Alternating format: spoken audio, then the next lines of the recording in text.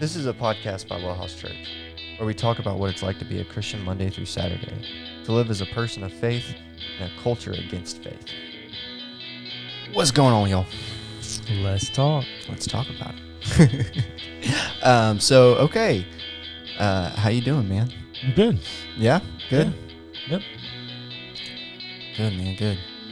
Yeah, so if you didn't figure it out already, I don't know how you got here without figuring it out. This episode's about purity culture. And we kind of started conversations about it in the first episode of this series. Mm-hmm. Briefly, very, very briefly talked about it last week. And this week we're actually going to get like deeper into why purity culture is a bad thing. It's virtually gone now. Yeah. Virtually. It's still sticking around like on the heels of the new stuff, but yeah, it is kind of gone. But it was damaging for a lot of people. It was. I remember not too long ago, in the fall of 2019, being in seminary classrooms and seeing young women of faith, women who want to be pastors, want to be ministers of the gospel, talk about how damaging purity culture was to them as young women. Yeah. Damaging to their development, their growth in their faith. Yep.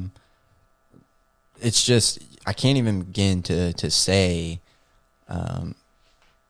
how tough it is and how hard it is for, and I'm speaking as a male, so I obviously never felt it, but like from what I've heard from other people, it's a hard thing, and it hurts these young women.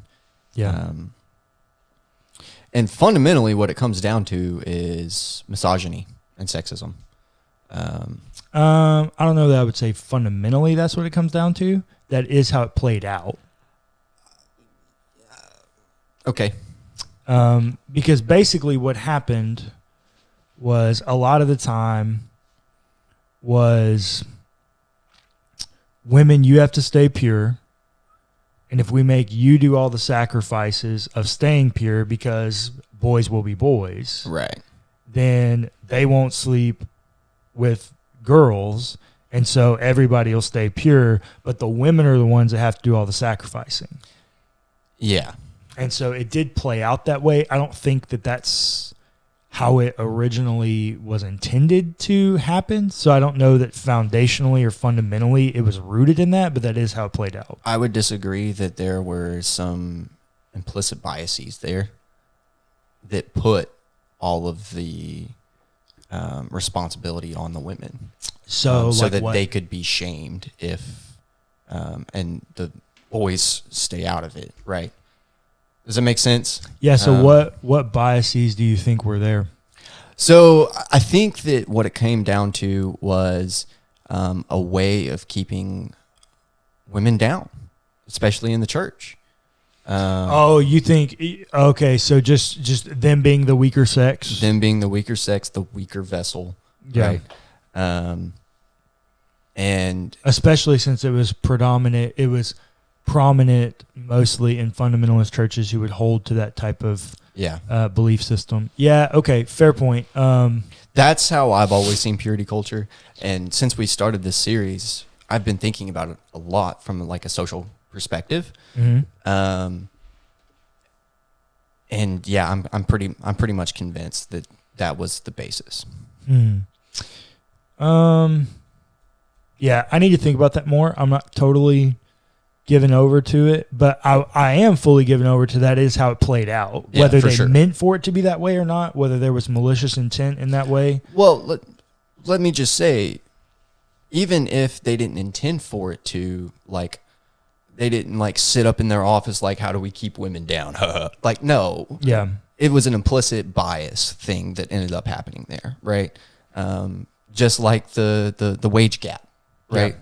It's not something that somebody sat and wrote in policy intentionally. Yeah. It's just something that happened out of implicit bias, right? Yeah, maybe. It definitely played out this way. For sure. That's undeniable. And I also want to give the disclaimer, like, we understand that we're two White young guys. men that are white males, cisgendered white male. Like, we get that purity culture didn't impact us. We're only speaking out of our love for women, our want to affirm women.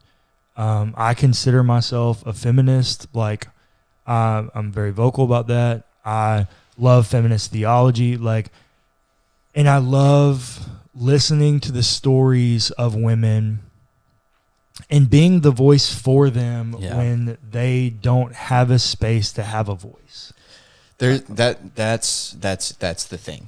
That's why we're doing this, right? It's the advocacy piece. Yep. Telling the stories of the women that don't really have a way to tell their stories. Right.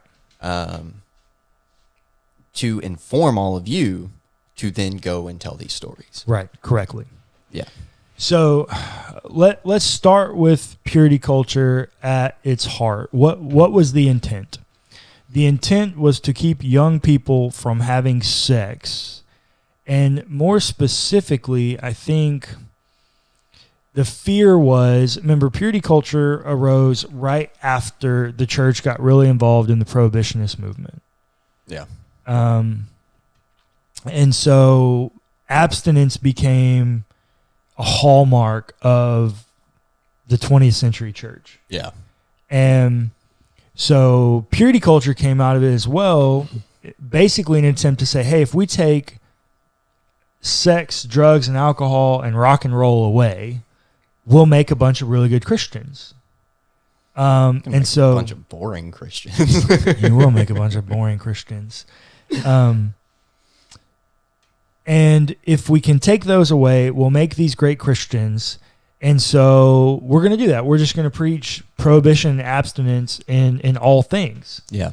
And so that's when the church really began to shift into prohibitionists with alcoholism. The church was always against drugs, but in the 20th century, that's really when drugs and the war on drugs really began to kind of vamp up, and they kind of hit main stage. Then we hit it in sex, and that's probably because in the 20th century, as people were, going into the clubs and those kinds of things, they saw it and they were like, okay, no. But I think all of that, the other thing that they were trying to fight against was the fear of hedonism. Because there are a lot of people, even back in the day, that had sex out of marriage, but in committed relationships where they weren't being hedonist, they weren't sleeping around, those kinds of things. And then as purity culture progressed, I think the other thing that they were really trying to fight, and this I think is an implicit bias that was present, is it was the older people, the parents, the grandparents, pushing purity culture onto the young women. Yeah. And I think it was the young women for a specific reason, because they're the ones that get pregnant.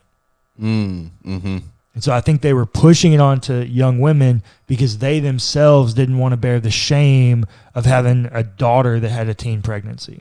Yeah, that's good. I would like to take a second, though, and chase a rabbit, if that's okay. Sure. So something I've always heard, and I want to hear your thoughts on it. Okay. If a girl gets pregnant and the dad kicks her out, he's a bad dad. Yep. But if a guy gets a girl pregnant and he kicks the son out, he's a good dad. Yep. What are your thoughts on that? So that is definitely how culture would portray it. Yeah. Yeah. I mean, what is your question? I'm asking for your thoughts. Like, yeah. So I use that all the time. That analogy, because a lot of people use that and say, hey, because of this, I can have different rules for my daughter than I can for my son. Right. I don't want to be that hard-lined about it, but at the same point, they're right. Sort of. I mean, if culture is going to look at it two different ways, and this goes back to my feminism's coming out here. It's wrong that that's the narrative. Oh, yeah. Now, There's truth no is, doubt about that. it's also wrong that the narrative is that the dad would automatically kick the son out. Right. The son still needs help and support too. Right. And so I think the analogy is flawed at a number of different levels, and I think that it's a problem within our culture that that's the accepted narrative. Right. That you're a good dad if you kick your son out and tell him to go get a job. Right. And you're a good dad if you keep your daughter in the house and help her raise the baby. I think it's flawed. I think it's sexist. I think it's all the things that I reject. Yeah. I was just, it seemed kind of mainline, right? Yep. For this topic, because if there were shame connected to your teenage daughter having a baby, you had to carry that. Right. Because you would be a bad dad if you shunned her. Right. Or a bad parent set. Yep. Right. So, but then on the other side, there's that personal responsibility crusade put on the son. Yeah. Which I've always found very interesting, socially speaking. Yeah, well, I think there are a lot of things at play there that do happen because obviously nobody's going to hire a young pregnant woman, right? Because they know she's pregnant, going to have to take time off to have a baby, recover, all those things. Yeah. So naturally she's a woman, so she's already less employable than a young man, and then add the medical things that happen on top of it, she's just equally less employable. Or exponentially less employable versus a young man, he's much more employable. Yeah. And so I think there are things at play there stereotypes happen for a reason, but that doesn't mean that they're right. Right. No, that's true. So all of that to say as a lead up to purity culture, what purity culture ended up doing, and it was rooted, I think, in a potentially good place. Purity culture, whether it wanted to explicitly state it or not, it acknowledged what we said in the first two episodes, that we are made as sexual creatures. Mm-hmm. Like, it acknowledged that. And it wanted, I think it had a good intention to say, hey, we don't want our young people sleeping around. We don't want our young people having negative sexual experiences. They wanted to preserve the sanctity of sex. Correct. And so they said, okay, here's how we're going to do it. And they made the purity culture movement. The only problem with that was, number one, boys were largely left out of it. Largely, yeah. I do not remember, and I've thought long and hard about this. I do not remember. Well, I remember one. I only remember one male that ever wore a purity ring, and they no longer wear it. Who are you talking about there? Well, because I wore one for a really long time. Yeah, but you don't wear it anymore. I do some. I'm not wearing it right now, but right. Yeah. No, I did for a long time. But outside of you, I don't know any male that's ever worn one.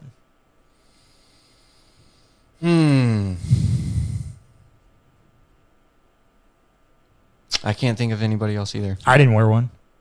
Yeah. The church we grew up in, they did purity ceremonies. Like, I don't remember a dude ever doing it. Yeah. Actually, if you go and look at some other episodes, I left the house this morning in kind of a rush, and I didn't grab my rings, but typically I do wear them. So, even still, the point remains that we knew a lot of young men growing up that were in the church, and you were the only one that did it. And you went to a lot of different churches and met a lot of people that I didn't meet. Yeah. And no, you can't think of anybody that did it. Not off the top of my head, no. So that Ooh, no, sorry. There was one other guy that I remember. One other guy. Out of 300 Yeah. that we probably know between us. Yeah. I think that confirms my point that men were largely left out of it. Young men were largely left out of it. And I think I told this story on the first episode when we briefly talked about purity culture, but I remember growing up in youth group, and if you were a woman, you couldn't wear a two-piece bathing suit unless you covered it with a T-shirt, and it couldn't be white. Mm-hmm. Why?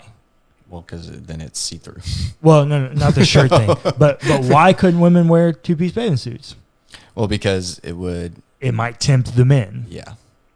Or the boys, let's say. Yeah, the boys. Sorry, not the men, but the other boys around. Yeah. It's like, oh, okay, women, you had to sacrifice, but the boys could take their shirts off. Yeah. How is that okay?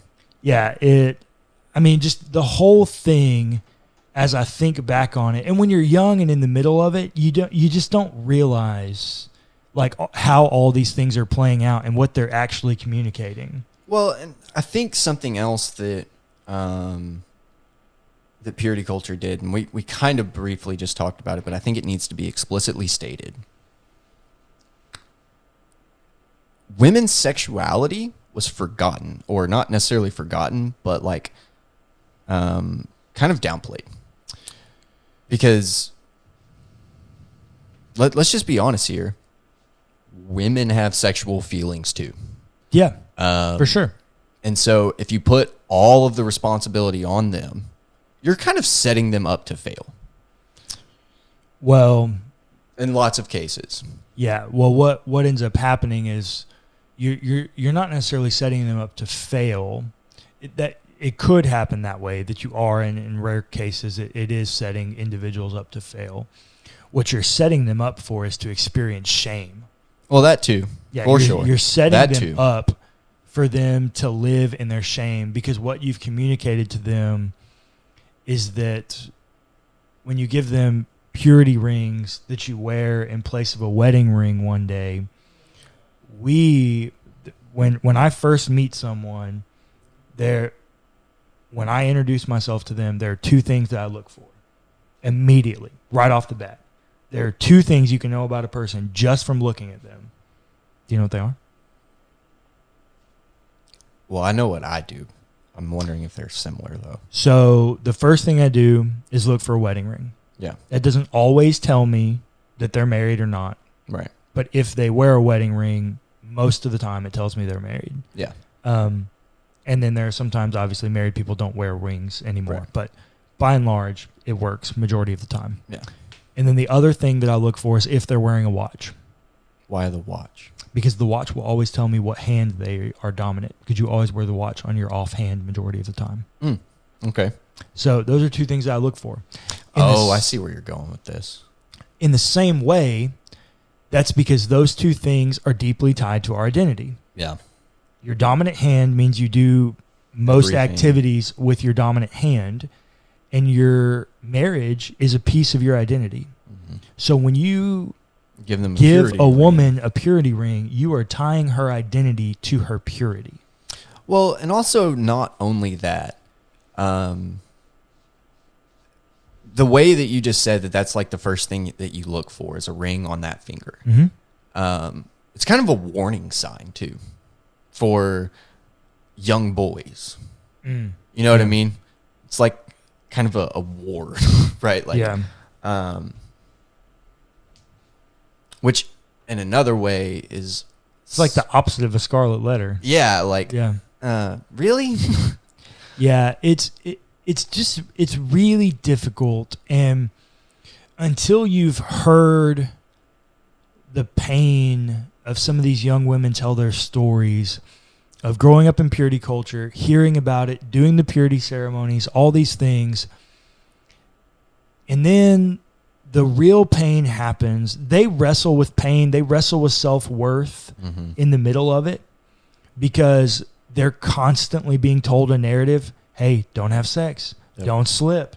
Don't do it. don't give those boys a foothold, right? Those boys are going to come. Don't listen to those young boys. Don't listen to their smooth talking.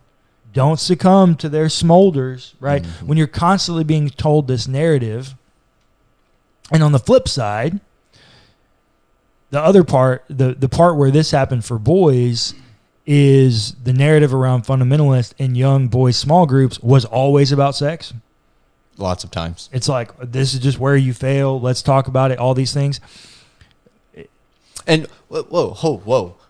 Also, it did surround itself with sex, but I remember hearing more about porn than actual sexual activity. Yeah, and here's the deal. No matter how you talk about it, it's on your mind. Yeah. Like, shut up about it. Mm-hmm. Yeah, we all got it, and we need to understand that it's wrong, and we need to find other ways to fight some of those temptations, specifically porn. And I want to have an episode on here about pornography and the effects that it has on our realistic expectation for sexual relationships. Mm-hmm. But when you constantly talk about it, you constantly keep it on the young boy's mind. Yeah. And then they go to this girl that they're dating that's involved in this purity culture movement. And so these things are coming to a clash. And when that young girl fails, and she's got to take that ring off, because that's what happens. Yeah, or fails that way, but not even necessarily falls all the way at intercourse. Oh, yeah, no, that's true. But just other sexual acts. That's true. The shame is insurmountable. Yep. It is so heavy on them. And when you hear their stories about the way that they were, I'm just going to say it, slut-shamed. Yeah, no, for sure. When that's not what was happening at all. They weren't hedonists. They weren't sluts. They weren't running around trying to sleep with everyone or anyone. They had deep feelings for someone that they wanted to express in a way that's natural to their desire. Yeah. And they fell. Yeah. They gave in to those desires. Yep. Even though those desires are God-given. Right. There's just parameters through which we're supposed to enact those desires. They acted them from a place of love outside of those, and we thought the answer was to shame them. Yeah. And then take that ring off. Like, oh my God, are you divorcing me? Because the other thing was like, you're married to Jesus until you're married to somebody else. Yeah. So when you fail, you take off this symbol of your quote unquote marriage to Jesus? Yeah. Come on, guys. We should have thought through this better. It's damaging to young women. Oh my gosh. It's horribly damaging. But then like you end up having this whole, not only is it like shame, right? But then you also have to deal with this idea of, can I now be forgiven from this because I was, quote, married to Jesus? Yeah. And now I'm divorced from Jesus. I got to take my ring off. Is there a place of grace after that? Yeah. You know what I mean? Like, yeah. Like, are you freaking kidding me? This is what we did to our young women. Yeah. And we're going to end the episode right here because next episode, I want to talk about what have been, in COVID terms, long COVID, what have been the long-term effects of purity culture on young women.